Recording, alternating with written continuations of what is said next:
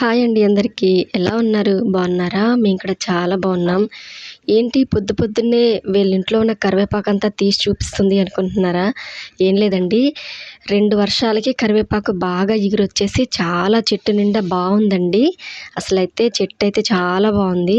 నాకైతే కరివేపాకు కూర వండుకొని తినాలనిపించింది. అంత బావుంది కరివేపాకు నీట్‌గా, మచ్చ లేకుండా ఎంత బావుందంటే అంత బావుంది. సో, కరివేపాకు కారము, అలాగే మునగాకు కారము కొడదామని జెప్పేసి నేను కరివేపాకు, మునగాకు తీసుకున్నాను. ఎందుకు మా చెట్టుదే చూపిస్తున్నానంటే బయట నుంచి తెచ్చిందేమో అనుకుంటారు. యాక్చువల్‌గా అయితే కరివేపాకుకి ఏమీ కెమికల్స్ ఏమి ఉండవు గాబట్టి చాలా హెల్తీయే బయట నుంచి తెచ్చినా సరే.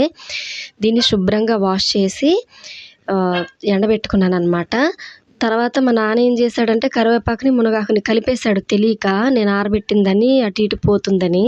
అయినా సరే పర్వాలేదు కరివేపాకు, మునగాకు 2 కలిపి కారం కొట్టేయొచ్చు అని చెప్పేసి అనుకున్నాను.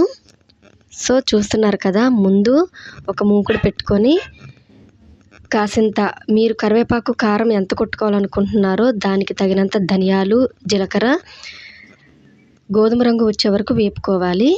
వేపి పక్కన పెట్టుకోవాలి. ఆ తర్వాత కరివేపాకు డ్రై అయింది కదా, వాటర్ అంతా పోయి డ్రై అవ్వాలండి. వాటర్ అస్సలు ఉండకూడదు. అది కూడా అదే మూకిట్లో వేసుకొని మనం నొక్కితే స్మాష్ అయ్యే విధంగా ఉండాలండి. స్మాష్ అవ్వాలన్నమాట. ఇలాగ స్లోగా, హైలో అయితే పెట్టకూడదు, మాడిపోతుంది ఆకనేది. సిమ్లో ఉంచుకోవాలి. సిమ్లో ఉంచుకొని డ్రై అయ్యేంత వరకు ఉంచుకోవాలి. ఆ తర్వాత అదే ప్యాన్లో కొంచెంగా నూనె తీసుకొని ఎండుమిర్చి అయితే వేసుకోవాలి.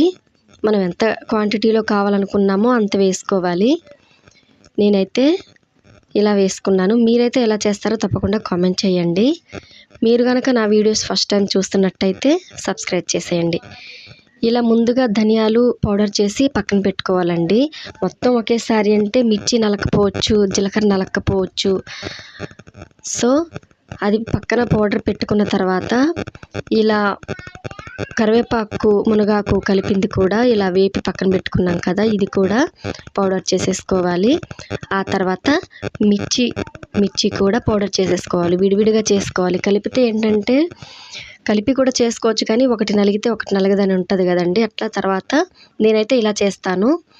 ఒకవేళ పెద్ద మిక్సీ అయితే మీరు మొత్తం కలిపి ఒకేసారి వేసుకోవచ్చు. మా మిక్సీ అంటే ఆల్రెడీ ప్రాబ్లం ఉంటుంది కాబట్టి మా మిక్సీలో. సో, అందుకని నేను సగం సగం కొంచెం కొంచెంగా వేసుకుంటున్నాను అనమాట. చివరికి ఇలా వచ్చింది. తర్వాత అన్నీ కలిపి ఒకేసారి మళ్ళీ మిక్సీ పట్టానమాట. చూసారా ఎంత బాగుందో? కరివేపాకు, మునగాకు కారం అనమాట. చాలా ఆరోగ్యానికి మంచిది. మనం కరివేపాకు కూరలో వేసుకుంటాం కానీ తీసేస్తామండి. ఎవరు దాదాపు తినరు. కరివేపాకు ఈ విధంగానైనా మన కడుపులోకి వెళ్ళి చాలా చాలా న్యూట్రిషన్స్ అనేవి ఇస్తుందన్నమాట. చాలా ప్రోటీన్స్ ఉంటాయి. సో, తప్పకుండా ఇది ట్రై చేసి ఎలా ఉందనేది నాకు తప్పకుండా కామెంట్ చేయండి. Okay, thank you.